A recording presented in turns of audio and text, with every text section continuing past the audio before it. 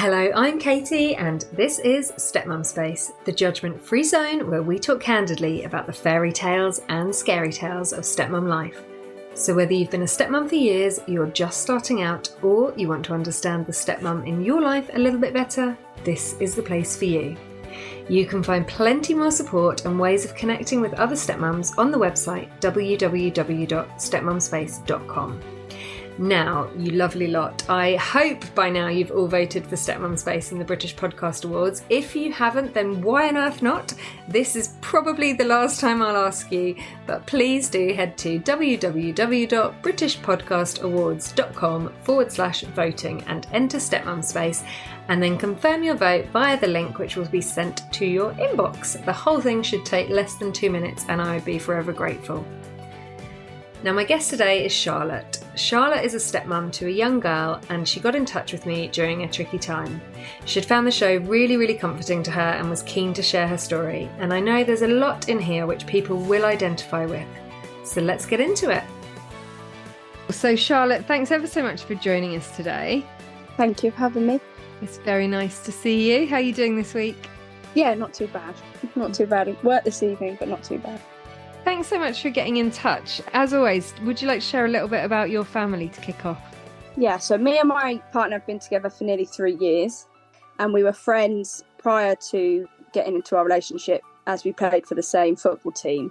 She has a 4-year-old, nearly 5-year-old little girl with her ex-partner.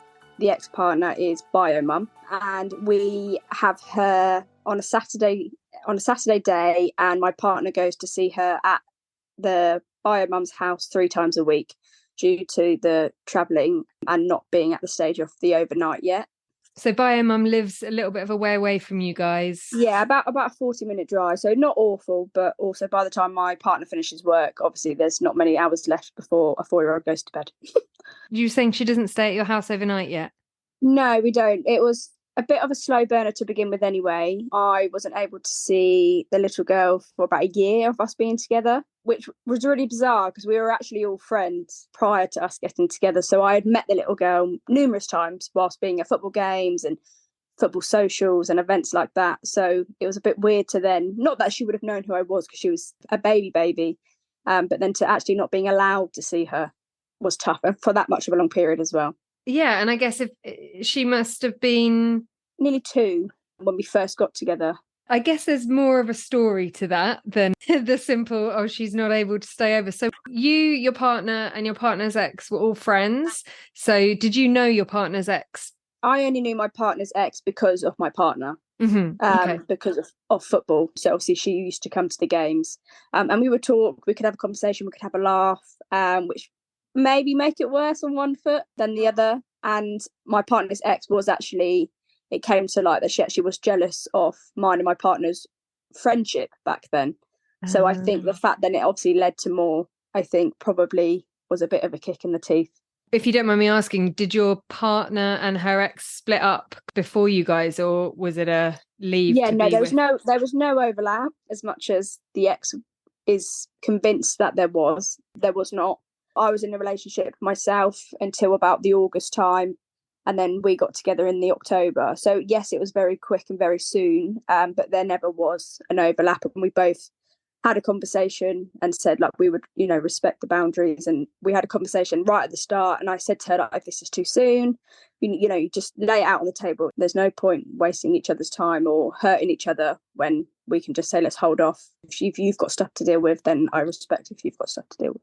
So you moved into the new relationship, I guess thinking, well, I've met the ex, we got on okay, even though we weren't friends. I've met the kid, this maybe will be quite easy.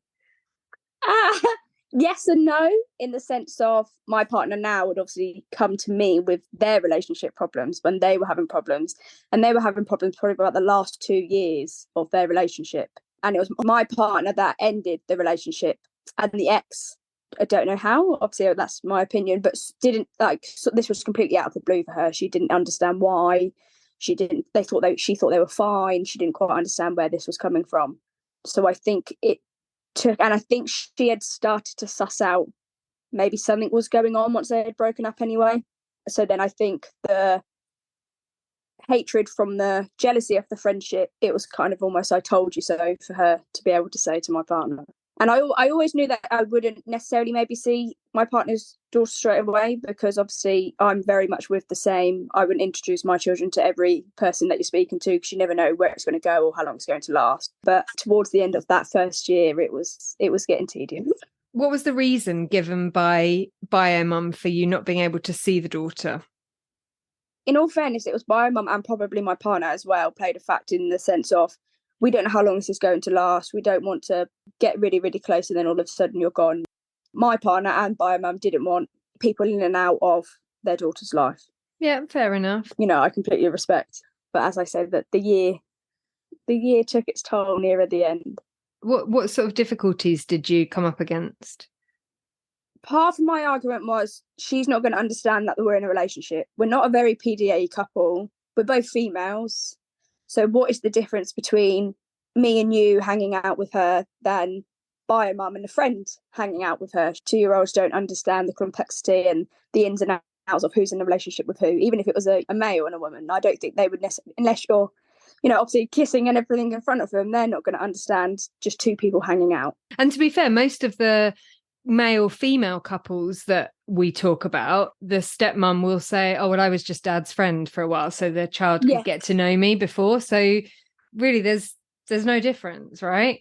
Many battles. When it became apparent that actually there was more to bio-mum's story, let's say, than I don't want partners in and out of my child's life, how did your partner handle that? I think to a degree she agreed, because obviously we were early days as well, so we didn't know whether this was going to be a long-term relationship. But then I think as it got more real, I suppose, and the feelings became more apparent and more deeper, I guess, you know, I said to my partner, you know, when can this happen? Because if this is for the long haul, then are you going to have that conversation? Are you just going to bide your time? Like, what are you going to do?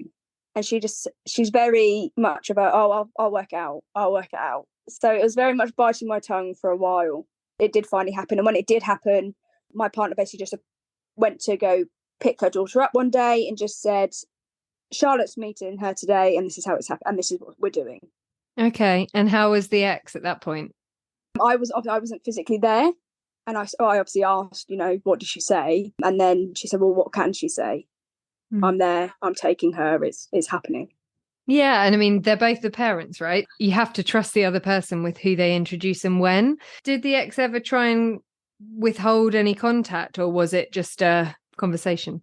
No, she didn't. She can have her moments, and my partner will text throughout the day and say, how is she?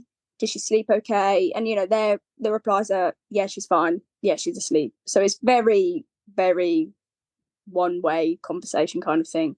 I've had conversations before with my partner saying, I don't understand necessarily why you need to text as much as you do. I'm not saying you can't ask about your daughter, but on certain days that she's at nursery, bio-mum doesn't even know how she is because she's not there. What was the parenting setup when they were together then? Did the ex do more of the childcare, and that's why she retained sort of full or the majority of the childcare?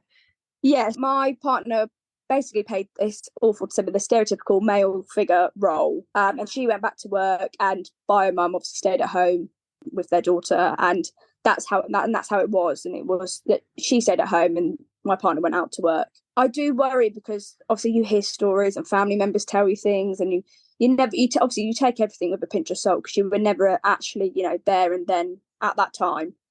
But from what I've heard and from what I can work out with my partner's behaviour, it was very much bio-mum taking control even when my partner was there. So if my partner had offered to change the nappy, give a bottle, it would be, no, it's fine, I've got it. No, it's fine, I'll do it. So I think she was quite belittled, I don't know if that's too harsh, in parenting, because when we first got together, and even when we were friends, she said, no more kids, no more kids, no more kids. And for me, that's a big deal breaker. So we did have to have that conversation quite early on, lightheartedly early on. But I just said, like, if this is something that you definitely know that you do not want, then you need to tell me, because it's not fair. I'm wasting your time, you're wasting my time. Like, let's nip it in the bud before it gets too ugly. Yeah, quite. So is children something that you see in your future with your partner? Yes, it is, yeah. Yeah, so she's pivoted a little bit on it. Yeah, and then a few months ago, we did actually have a bit more of a serious conversation about it, because I was like, right, okay, yes, we're 3 years deep. I probably don't want them for about another 18 months to 2 years. So we have got time, but obviously in a same-sex couple, it's not the same as just you go into bed and you can wake up potentially pregnant. Yeah, you need some extra help. So, and I said to her, I'm not saying from tomorrow we must start saving. This is what happens. We can't ever treat ourselves because we need to save. Like, I'm not saying that at all. I just need to know if you seriously actually want to do this, because as much as I love my partner, she's a people pleaser. So she will tell people what they want to hear when they need to hear it. And I said, if it's something that you actually don't want, then I need you to tell me that it's not what you want. Because I would never force you into having another child if that's not what you can see happening in your future. But you know that that's something that I do want. Yeah, and that's fair enough, because it's a massive thing, isn't it? I remember I said to my now husband really early on, actually, because he kind of said to me, it's like a really romantic moment. He was like, so what do you want for your future? And I thought, okay, well, this is something really important. Shit, shall I say it? Shall I put it out there? Is it too soon? Like, and I was like, oh, fuck it. I'm in my 30s. I'm just going to say it.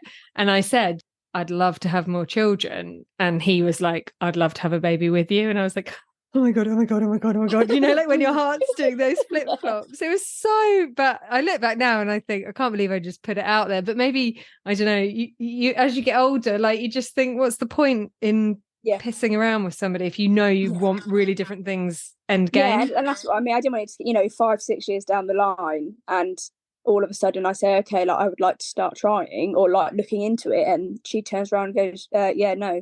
And as well, I see it as she's 9 years older than me, so she's just turned 35 this week, just gone.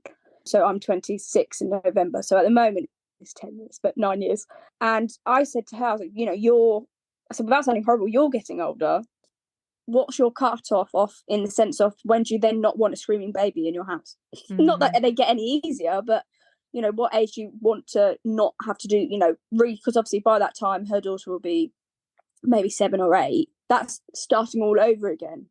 Things change all the time. So I said, no, that's something that we both need to consider. Yes, okay, I'll be that much younger than you, but if you're not wanting that baby phase and that toddler stage and the toddler tantrums and all of that all over again, I'm pretty sure her 8-year-old would probably give her attitude at the time then anyway. Yeah. But we need to know, basically. So you just need to tell me. So going into it, when you became a stepmom, you're somebody who likes children, wants children in your future. How did you feel about becoming a stepmom in the beginning? It's really difficult. I'm a paediatric nurse, so children obviously do not faze me at all. I love them. I think they're great.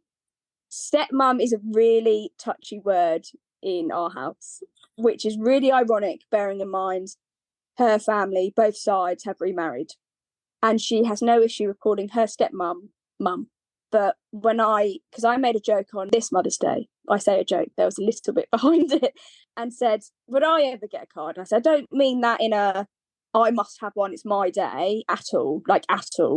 But when does it ever, will that stage ever happen? Like, if we then have a child and this child's calling me mum and your daughter now, here's them calling, why are they, and calling you mum, that's going to be, who's mum kind of thing. And she just said, well, it's too early. And I said, okay, that's fine. She was like, why did you think I was going to get you a card? And I was like, well, no, I'm not saying that. But even just like I've seen before, and I think it might have been on your page, where people get like a thank you or you're appreciated.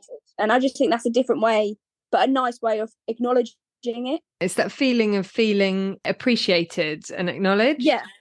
And I think that's probably one of the things I do find the hardest, because when her little girl comes over, my partner's very much off, like, she's not girly, but she can be girly when she wants to be, but normally she wears the trousers, basically.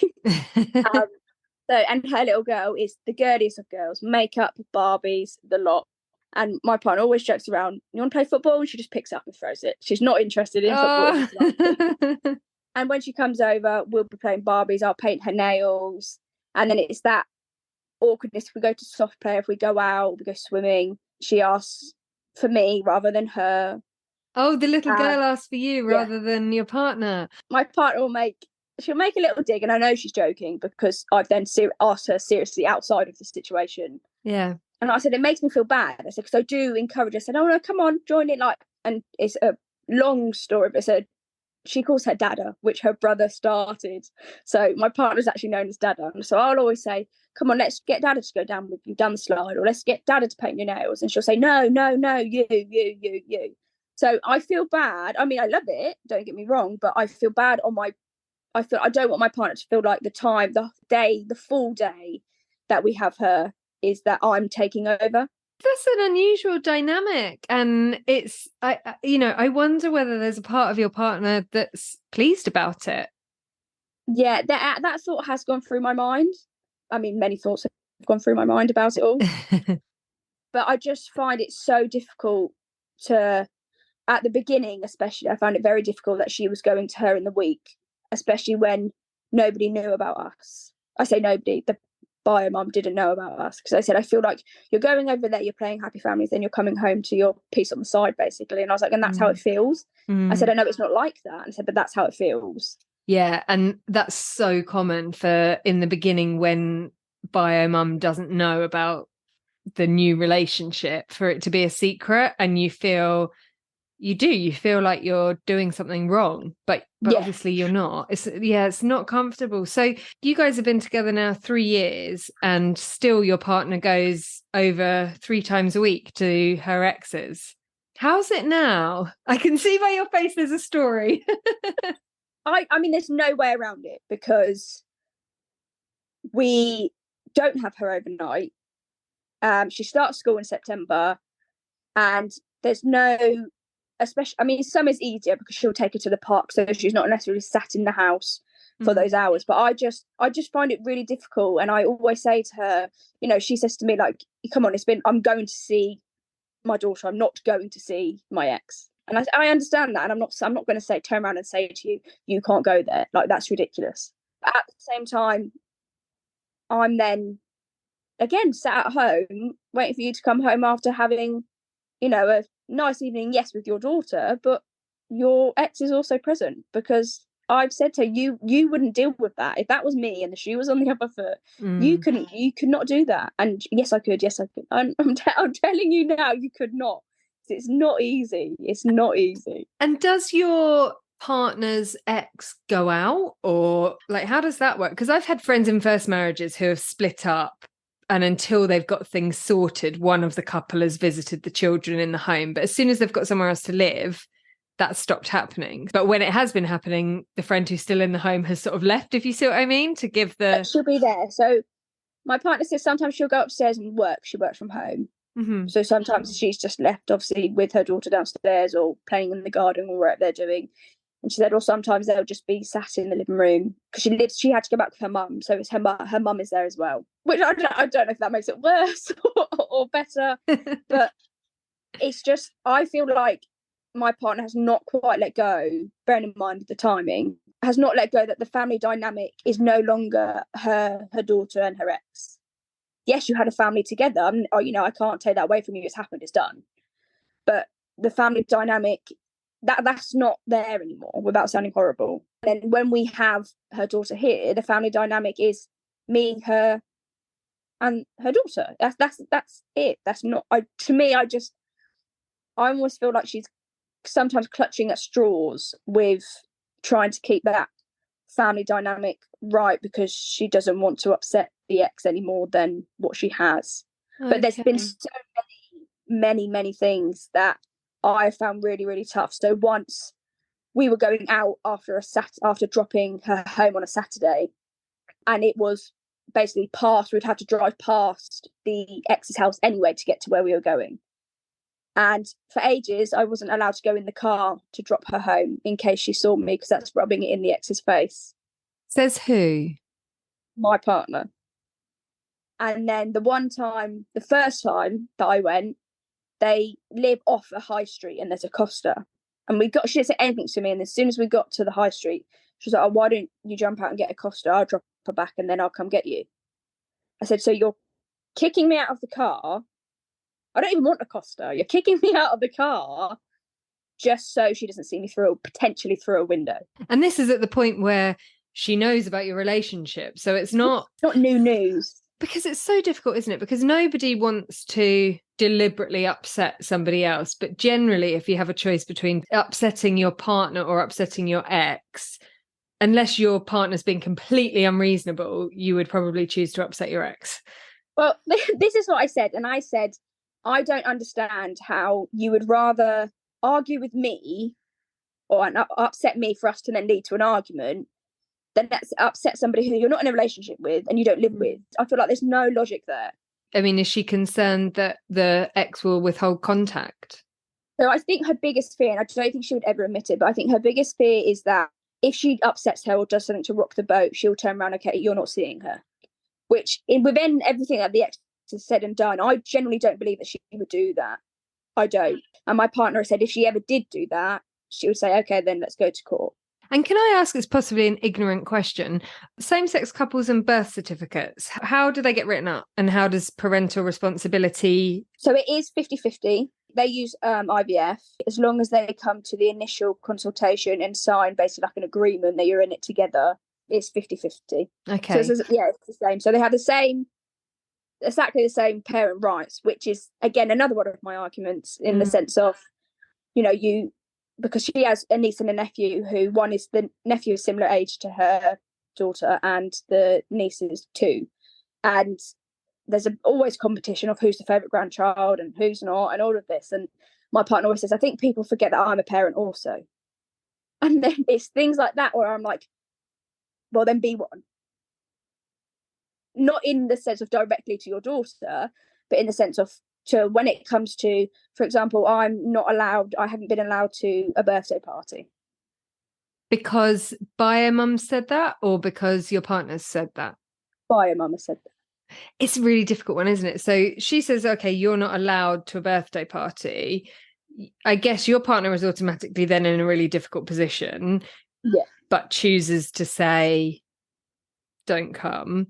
It's so difficult because I can see, like, I remember with my son, who I share with my ex, and he has a partner. And I remember in the beginning when she started coming to birthday parties, finding it hard, nothing to do with my ex, nothing to do with her, actually.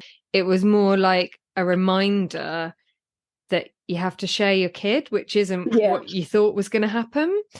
But I definitely never said, no, they can't come. I just remember finding it hard and kind of trying to unpick with myself, well, I don't want to be with him. So what the fuck's my problem? Like, and I want him to be with them and have a nice time, but it's just complicated. But the kind of no, they can't come, especially because you guys have been together now 3 years, feels a bit over the top. I mean, is the ex still hung up on the relationship, or is the ex finding it hard to share her child? Because there are two different things there. I wouldn't have a clue because she will have no contact with me at all. And I think this year, her birthday's in January, really tipped me over the edge because the little girl had asked me, are you coming to my birthday party? Or she said, because she didn't know that my partner was going. So she said, I'm really sad that you two aren't coming to my party.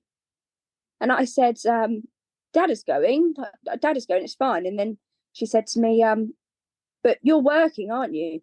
And I thought, no, but you've been told that because you wouldn't know that. And agree to disagree, I don't know. I turned around and said, oh, no, I'm not working. And then she said, so why are you not coming? I want you there. And I just said, because I'm not allowed. Whether that was the wrong thing to do, whether that was the right thing to do, I don't know. My partner believed it was the wrong thing to do. And she said, why? And I said, because Mummy won't let me. Because I felt betrayed that you can lie to your daughter just because you don't want me there. Like, to me, that's beyond me. I just find it so difficult to comprehend. And every time I have a conversation with my partner about it, it's like, well, she's the mother of the child. But so are you. So, yeah, I was just going to say that, like, a kid has 2 parents. Yeah, so when because my partner did say, can Charlotte come to the birthday party? And Bio Mum said, no, I don't want her there. And would you ever just have 2 parties? I spoke to family members about this and they said, well, why don't you just do something for her instead? Like at your house. Just invite the family over and you celebrate it instead, rather than being at a birthday party. And I I'm just very, it's more of the principle, because, you know, my partner said she probably wouldn't even, you know, you'd probably get a wave if that, as she said, she barely even spoke to me because she's so busy with her friends. I said, granted, I get that. I'm not expecting her to pick me and play with only me. Like, I'm not naive. When a child's around their friends, they don't care what you're doing. But I think it's more of the principle, and it's the control that bio mum still has over my partner, and they're not even together. Yeah, and it's not even, I mean, the kind of going to visit multiple times a week is a lot, especially 3 years after separating. I'm curious as to why your stepdaughter still doesn't have overnights. Actually, earlier on this year, she'd been to the doctors, and there's a query autism over her. She has lots of difficulties with eating, and she's very, very close to bio mum, very close. And it got to the point where bio mum couldn't even leave the room without her following her, or like a baby would if you put them down. And it's just, part of me thinks my partner thinks she's not ready, because I think she knows it's going to be tough the first time, and I don't think she wants her daughter's experiences with her to be negative, because she already doesn't see her enough. Totally. That's something that we hear a lot from the parent who isn't there as much, that they just want everything to be brilliant because the child's not with them all the time. So, and like, life's not brilliant all the time. We all have to do things that are boring and a bit shit, but that's life. I don't know too much about autism, but I guess I'm wondering if the autism query is a mask for the conversation that your partner doesn't want to have. I 100% agree. And obviously I don't have my own biological children, but personally I would have done it, the sleeping over, when she was a little bit younger, that you don't, without sounding horrible, not that you're forcing somebody, but that you don't have a choice. This weekend you're going here, this weekend you're there, because then you get into a routine and then that's all they know. So then they're not all of a sudden one day going to say, oh, I don't want to do that. That's something that comes up time and time again, because I know with my son, when me and his dad split up, we had a routine very, very, very set. Every week was the same. I mean, alternate weekends, but the week routine was the same. And like, I think we've changed a day maybe once when one of our working patterns changed, but really for 11 years, it's been the same. Yeah. And I know, and actually me and my ex had a chat about it the other day, because I was saying, our son's 13. As he gets older, because we live pretty close, he might want a bit more agency over where he goes. So like, I know sometimes the little kids here probably get on his nerves, and he might think, I'd really like to go to my dad's. It's peaceful. Equally, I know he says sometimes he's at his dad's and he's like, oh, it's a bit boring. I'd like to be with the little kids. So you kind of think as they get older, they will naturally have more choices. But I agree with you, when they're young, unless it's a really difficult situation with the child struggling to settle, which it doesn't sound like there is, because it sounds like she's happy when she's with you. Yeah, I think it's the eating factor as well, like that's a big struggle for her, and it's an ongoing issue. And bio mum has been chasing doctors, as everybody is, for referrals and dietitians and things like that. We'll get her to have lunch with us if we're lucky, but to try and have a sit down meal like for a dinner is a different ball game. And it's just, I don't know how else to approach my partner. I've tried every I feel like I've tried every approach possible. I've done the nice approach. I've done this makes me feel sad. How can we change this? I've done the angry approach. I've done the I don't care approach. I feel like I've done everything. And then when we were having a big argument over the birthday party, I said, well, then I'm going to start putting myself away, because I feel like I'm only convenient when it's convenient for her. I don't want to just be pick and chosen when it's convenient for me to be, then when it's not. And I even, especially with the eating thing, I even said to my partner, get a list from bio mum, and I will purposely make sure that whatever of what she eats, or whatever, whenever she's with us, it's in the house. And whenever I do our food shop, I purposely go out of my way to buy the stuff that's on this list. And I just feel like I'm giving. And if I say to my partner, like, can you not understand where I'm coming from? She's like, oh yeah, I do get it, but what about at the end of the day? She can be hurtful, and she's very hot-headed. So she'll be like, well, she's not your child at the end of the day. Granted, yes, I did not birth her, but also because then I said, well, then what happens when we have a child? That will be her sibling. Like, what then? I said, well, that'll be different then. And I want to overcome these hurdles way before we even bring another child into the world. the last thing once you've just had a baby is then the stress of an ex and not being allowed to do things, not being allowed to go places and do things just because she said no. And we had a conversation quite recently, actually, and I just said, I don't, because she said, you just need to let it go, this whole situation, because I will hold my hands up and I'm very guilty of making little shitty comments. And she said, you need to stop with the comments. Like, I can't keep doing the comments. And I just said, but I don't understand why it's been 3 years now. To me, that's long enough. This is clearly not just a little fling. We're not just having a little bit of fun. Yeah. We live together. We've got a house together. We talk about the future, we talk about future plans. We talk about all the things that we want to do and where we want to go. And so I don't understand why I have to get over it just like that. Whereas the ex doesn't. The ex doesn't just go over it like that because she's been calling the shots for 3 years. So clearly she's not over it. So then why do I have to be? And I think that's the first time I've said, why do I have to be and she doesn't? Like, why is it one rule for her, one rule for me? And in fairness, my partner didn't actually have a lot to say to that. Yeah, and the shitty comments, I think, and a lot of the women listening will probably be able to relate to. And it's a mask. It's a mask for somebody who's in pain and, like you say, sad and fed up of a situation and feeling pushed out. And you lose your own sense of power because you feel like your life's being dictated by other people. So all you end up with is words and digs and those things, which... You're right, they're not helpful, but it's so hard when you feel out of control of so much. And I think difficult for you because were your partner to say, do you know what, X, I want to have our daughter, more, whatever plan was feasible, and she said no, your ex can go, okay, well then we go to court. And like you say, they've got equal parenting rights. Your ex would get probably what she wanted. She would probably get more than what she wanted. And then she'd really need you. Yeah, I just feel like I am slowly banging my head against the wall, and I'm making my relationship sound awful, and it's not. And I feel bad for even saying, like, why are you together? It's that bad. I'm that, and I just, it's not, and it's not. We get on like a house on fire. We've just been away for the weekend, and literally all we took was some cards, a bat, and a ball, and we literally sat on the beach. We went to Cornwall.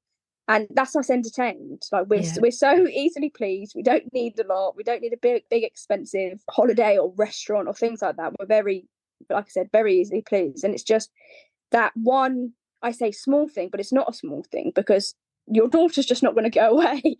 It feels like as she gets older, it could potentially get more complicated. Yeah. If the visiting thing is still happening. And that's what part of me, and I've said when I did say to her, it might have been the last birthday because I wasn't obviously allowed to that one either. And I think that's when I said, I'm going to pull myself away. Like when you have her, I'll see her one Saturday out of the 4 in the month, if that, without being her. And she was like, well, the only person you're going to hurt by doing that is her. Okay, then the only person you're allowing by a mum to hurt is also her. Because what's the difference in me putting myself away from my own mental health than, well, now I found out that she's lied because she said I was at work, which I wasn't working. I don't want my stepdaughter to think that I don't want to be there. These exciting birthday parties, she starts school, and I said to my partner, when it's sports day or her nativity, they always do 2 showings. There'll be an afternoon showing and, and an evening or a morning and an afternoon. She does dance. She had a dance show the other week. And it's just small things like that we talk about when she's here. And whenever she's here, when it was half term, I said, did you have great fun with mummy? Did you have such a good time? What did you do? And regardless of what's going on behind closed doors to a 4-year-old, when she is here, I will speak like this woman is my best friend. I will say, you're so lucky. I bet you and mummy have so much fun.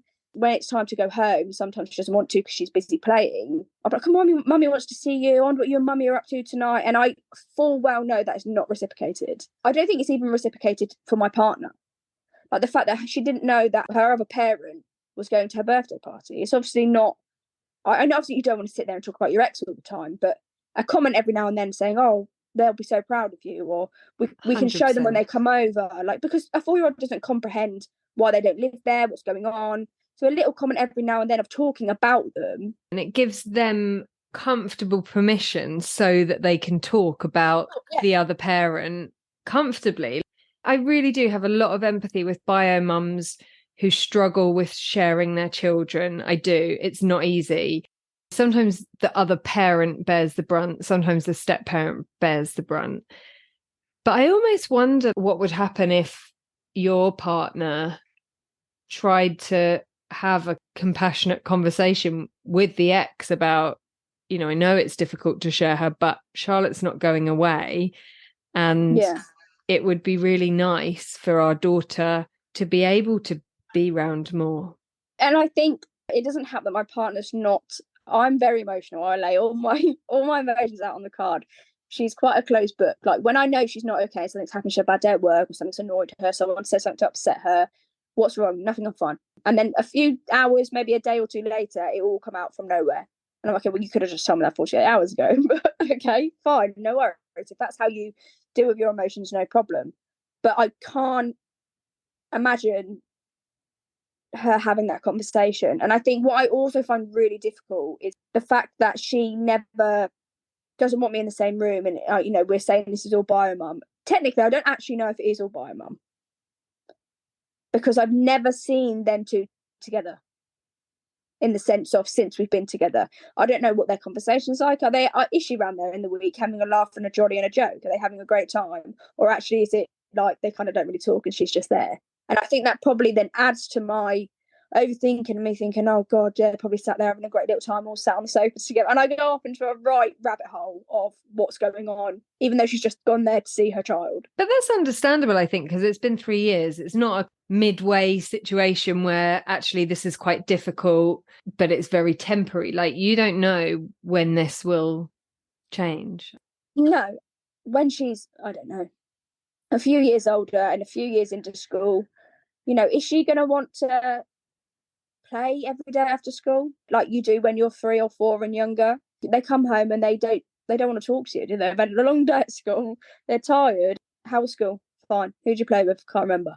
And that's what you get. I obviously I don't know whether it'll carry on, and then if it does then go down, will it then the weekends? I've got no issue at all with having her. If she wanted to stay here for a whole week, wouldn't care. And I think I would help out. If the bio mum needed a favour, she had an appointment or she had something going on and she needed her picked up or taken to a lesson or taken to an activity, I would happily do that. But that is just me living in a completely dreamland because bio mum won't even interact in conversation with me. We've been at a family event on my partner's dad's side and my partner was at work and I actually was looking after my partner's niece and nephew, so I took them to the party and bio mum brought my stepdaughter to the party. Okay. And this really hurt from across. It wasn't a very big room at all. It was like a little village hall. And you could tell that my stepdaughter wanted to talk to me. And she just would wave at me and smile and then quickly look at bio-mum. And normally when I walk into a room, everyone gets shoved out of the way and I get a big cuddle. So she knows. And I said to my partner, I said, that's not something that a 4-year-old knows not to do. They don't know who they should and shouldn't talk to or when they should and shouldn't talk to people. I said, so clearly something's been said. She's overheard something. I said, but that made me feel rubbish. And I said, and actually, whether she can speak to me or wave to me, and then quickly looking at bio-mum as if she's going to be, told off or it's a bad thing or like that's shit. Yeah, and it makes you wonder, well, what else is being said? What else is happening? It's so difficult. And I'm sure it all comes from a place of insecurity and hurt, but not being able to recognize it. It's hard. Like it's hard for you. And when we caught up kind of before we recorded, and I was saying to you, I was interested whether the dynamic would be different with 3 women. More hormones, more problems. Which I was like, man, because I often you'll often speak to women and you'll think, oh, it's the man here who's the problem. He's the problem. But we can't even blame the men. No, not this time. We can't. I just struggle to. What avenue do I take next? What route do I take next? I know things are said because she has said, my stepdaughter has said to me, why doesn't mummy talk to you? How would she know that? How would she know who her mum talks to and who her mum does not talk to? What'd you say? I flipped it and I just said, oh, I'm not sure. Maybe ask mummy. Yeah, I think that's what I would have said. Because the thing is, if I'm just kind of reflecting on that and I'm thinking, well, if you give an answer, that's also potentially quite triggering because you can't say, oh, mummy doesn't like me. Of saying, Mummy didn't let me to the birthday party because that caused a big uproar. So I just flipped it and gave it back. So then if she then went home and said, Mummy, why do you not talk to Charlotte? Then, I mean, she's going to give whatever answer she wants to give. But it's just, I didn't want to put her in a position and then, like you said, cause an uproar. And for my partners, have I said the wrong thing? Have I said the right thing? Whereas if I've just said, oh, I don't know, ask Mummy, I haven't really said anything, but I've said something, if that makes sense. Yeah, total sense. So, Charlotte, where'd you go from here then? Me and my partner did actually have quite a good conversation, because a lot of the time when the conversation is about bio mum and stepdaughter and the whole dynamic of it all, it can get very heated very quickly. But we did recently have a good conversation. I did say, like, progressing and going forward, I would like things to change. You know, I said it's been long enough now. I've sucked it up long enough. So, you know, with her starting school, she's going to have more events. She's, like I said, she's going to have an nativity. She's going to have sports day. She's her dance shows, her birthday parties. I'm not saying I need to be at every single one. I might not be able to make every single one. You know, I might have work myself. And I'm not saying we all have to sit there and have a coffee and a chat and be best friends. I'm not asking that at all. I'm just asking, can I be present? And when you say, can Charlotte come to a birthday party? It's just, Charlotte's going to come. Hope this is okay. Just giving you a heads up. And it's as simple as even saying to her, you know, as we were saying, this person's in my life now permanently. I know it's hard, but it's how it is. Like, how can the three of us make the best of the situation? I think going forward, and after that conversation, my partner did say, you know, she would have my back more, in the sense of when bio mum says no, that's not the indefinite answer, and there's no negotiating with that at all. When we have a child and then my stepdaughter wants our child at this birthday party because it's her sibling or her event, you're not just taking our child off and I'm not coming. I mean, it's hard. I really, really feel for you. It's a really difficult situation. And I think if you don't have your partner on your side, that's hard. And we know that partners who don't live with their kids all the time, male or female, feel torn. You kind of can't bury your head in the sand about all of it, you know? She's going to have to open her eyes. But look, Charlotte, thank you so much for getting in touch with me. It's been so lovely to speak to you. And, you know, I feel sad because I can see from kind of how much you clearly love kids and want a relationship with your stepdaughter. And she obviously really loves you to bits. It's really sad for both of you. So I really hope things can move on and you can get to see her more and build that more permanent relationship, and that bio mum can be accepting of that. You know, nobody's saying you have to be friends. No, not at all. I'm not, you know, I feel like I'm not asking for a lot. No. That little bit of acknowledgement and appreciation goes a lot further, I think, than my partner probably realises. It's that feeling of your partner having your back. Yeah. Like, we're a team, we're not separate. Well, look, thank you so much for talking to me, and do keep in touch. Let me know how it goes. I will. Thank you for having me. Take care. Thank you, and you. Gosh, I could feel the love for that little girl pouring out of Charlotte. It's so difficult when all you want to do is be there for your partner's child, but circumstances prevent you from doing so. And sending you loads of love, Charlotte, and to anyone else who's in that boat too.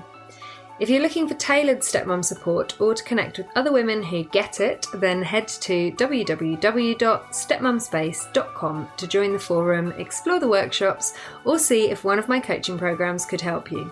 You can also reach me via email through the site or on the socials at stepmumspace with any questions. If you've enjoyed this episode, please do rate or review wherever you get your podcasts. It totally helps other women find us, and as you know, I'm so passionate about offering this support to those people who need it. If you've got a story you'd like to share, please get in touch via the website stepmumspace.com or on the socials at stepmumspace. I'll be back next week with another new story. See you next time.